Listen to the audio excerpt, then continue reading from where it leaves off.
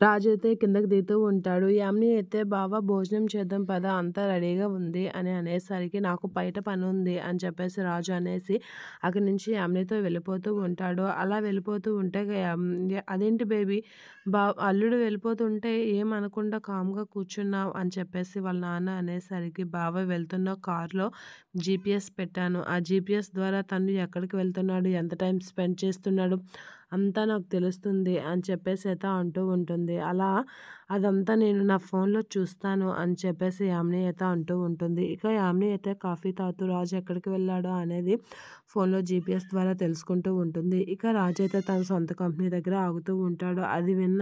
అది చూసి యామిని అయితే షాక్ అవుతూ ఉంటుంది. ఏంటి రాజు తన కంపెనీ దగ్గర ఆగాడు.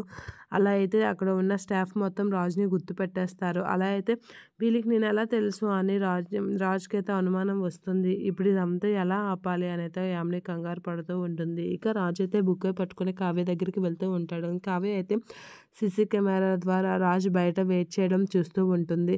ఏంటి బయట వెయిట్ చేస్తుంది ఆయనేనా అనైతే చూస్తూ ఉంటుంది. షాక్ అవుతూ ఉంటుంది. ఇప్పుడు ఈయన ఎక్కడికి వచ్చారేంటి?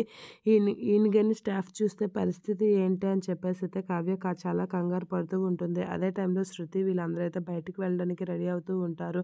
ఇక రాజు అయితే బుక్కే పట్టుకొని బయట నుంచి లోపలికి రావడానికి రెడీ అవుతూ ఉంటాడు. అది చూసి కావ్య కంగారుగా వస్తూ ఉంటుంది. ఇక శృతి వాళ్ళు డోర్ దగ్గర ఉండడం చూసి అయ్యో! ఇప్పుడు రాజుని శృతి వాళ్ళు చూసేస్తారు. పరిస్థితి ఏంటి అనైతే షాక్ అవుతూ ఉంటుంది. ఇప్పుడు ఏం చేయాలి అనైతే ఆలోచిస్తూ ఉంటుంది కావ్య.